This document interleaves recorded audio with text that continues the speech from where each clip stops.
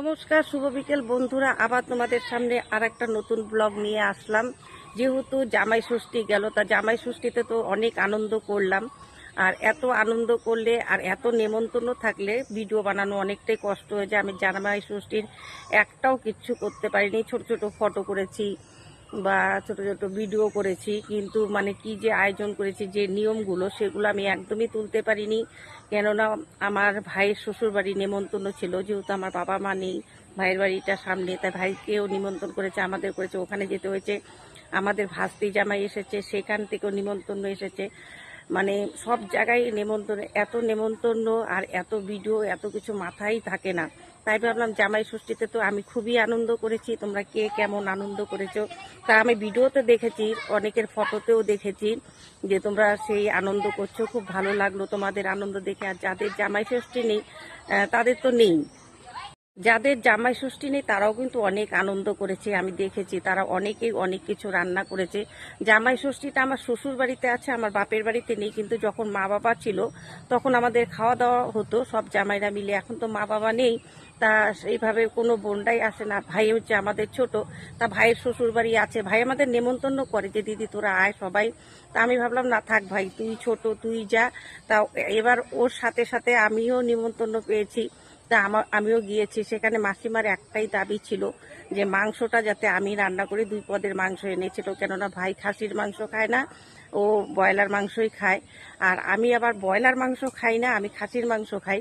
তা মাসিমার একটাই দাবি ছিল। মাসিমা অনেক কিছু রান্না করেছে, কিন্তু মাংসটা আমি রান্না করেছি। আর মাসিমারও বয়স হয়ে গেছে, তা আমি রান্না করেছি, খুব আনন্দ হয়েছে। এদিক দিয়ে আবার ভাস্তি জামাই ফোন আসতেছিল যে কাকিমণি কখন আসবে, কখন আসবে।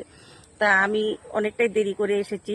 শ্বশুর বাড়িতেও আমার নেমন্তন্ন ছিল। ভাস্তি জামাইরা বলল যে চলো সবাই মিলে খাবো।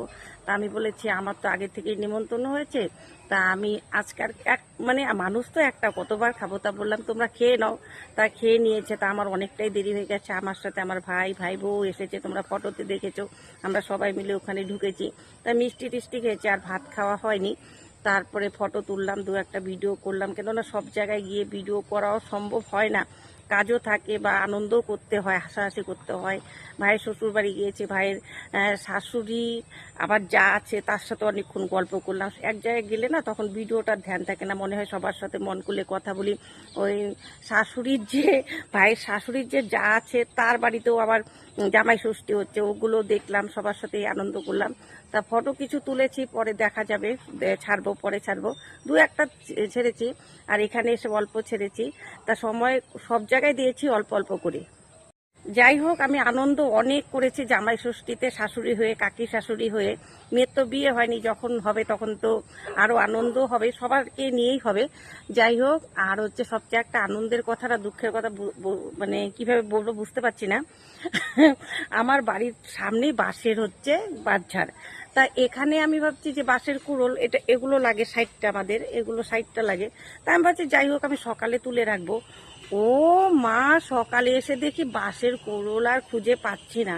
মানে সবার যার যার নিয়ম আছে, সবাই নিয়ে গেছে। তার সামনে থাকলে কি হবে, ওটা খুঁজতে আমার অনেকটা টাইম লেগে গেছে।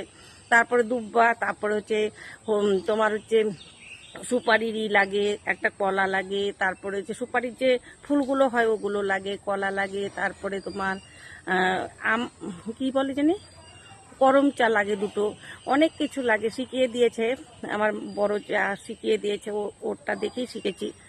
কিন্তু আমি অনেকের ভিডিও দেখেছি যে জামাই ষষ্ঠীর নিয়ম এক একজনের এক এক রকম। তা কারো 63টা লাগে, কারো সব কিছুই 63টা করে লাগে, আমাদের যেমন 60টা করে লাগে। যাই হোক, ব্লগটা আর বড় করছি না। আমি দেখেছি যাদের জামাই ষষ্ঠী নেই তারাও কিন্তু খুব আনন্দ করেছে, অনেক রান্নাবাড়া করেছে, দেখলাম, খুব ভালো লাগলো।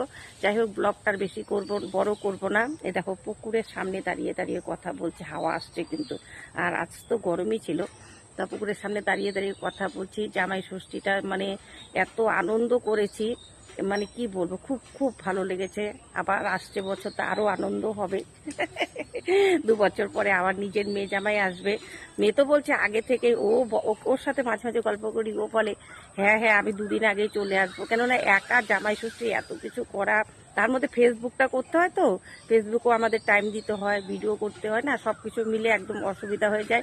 যাই হোক, তোমরা সবাই ভালো থাকো, সুস্থ থাকো, এভাবেই আনন্দ করো।